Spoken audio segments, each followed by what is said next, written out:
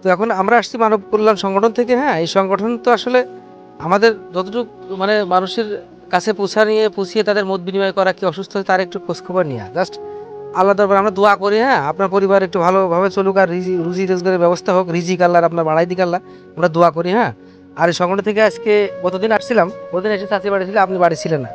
তো সেদিনকে থাকতে পারলে আপনার সাথে দেখা হলে আরো বেশি ভালো হতো। যাই হোক, তো আজকে দেখা পেলাম। আপনার একটা উপহার আছে আমাদের সংগঠন থেকে, বুঝছেন?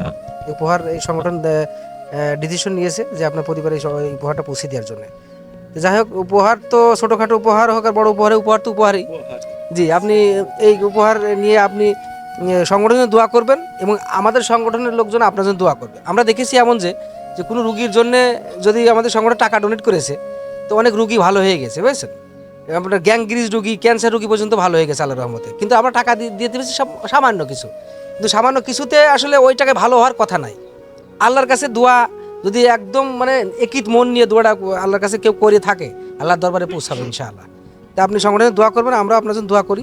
উপহারটা আপনি নেন আছে, কিছু মনে করবেন না, আর দোয়া করবেন সংগঠনের জন্য। হ্যাঁ, আমরা আপনার জন্য দোয়া করি, আপনি ভালো থাকেন।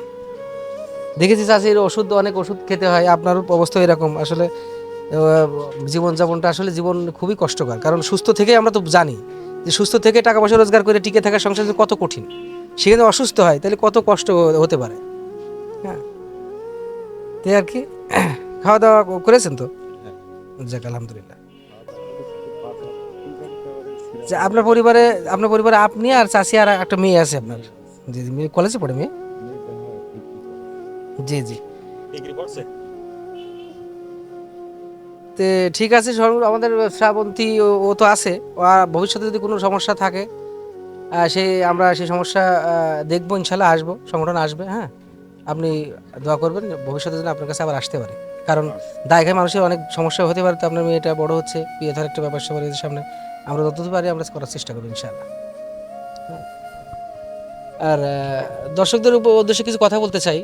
আসলে আপনারা যারা মনোবান ব্যক্তি এবং ধনবান ব্যক্তি যারা আছেন, তারা এরকম পরিবারের জন্য কিছু অর্থ দেন। এই পরিবার যাতে একটু হলেও আপনার অর্থের বিনিময়ে কিছু দিনের জন্য হলেও একটু সচ্ছলতা ফিরে পায় এবং একটু স্বস্তির নিঃশ্বাস পায়, সেই ক্ষেত্রে আপনারা একটু দোয়া করবেন এবং খেয়াল রাখবেন। কারণ দানের টাকা কখনো কমে না। হ্যাঁ, দানের টাকা প্রসার হয়, আমরা নিজেও দেখেছি, আপনার জীবন থেকেও জানেন। কারণ দান দুটো পয়সা করলে আপনার ওই টাকা আল্লাহ তার দ্বিগুণ করে দেবে, এটা আমরা সবাই জানি। তো এই জন্যে এই পরিবারের জন্যে আপনারা যদি কিছু করতে চান, সংগঠনের নাম্বার দিয়ে আছে, আপনারা যোগাযোগ করতে পারেন, দিতে পারেন। ইনশাআল্লাহ আমরা নিজের দায়িত্ব, আমাদের সংগঠন নিজ দায়িত্বে নিয়ে পৌঁছে দেবে, এই কথা, এই বিশ্বাস ইনশাআল্লাহ রাখবেন।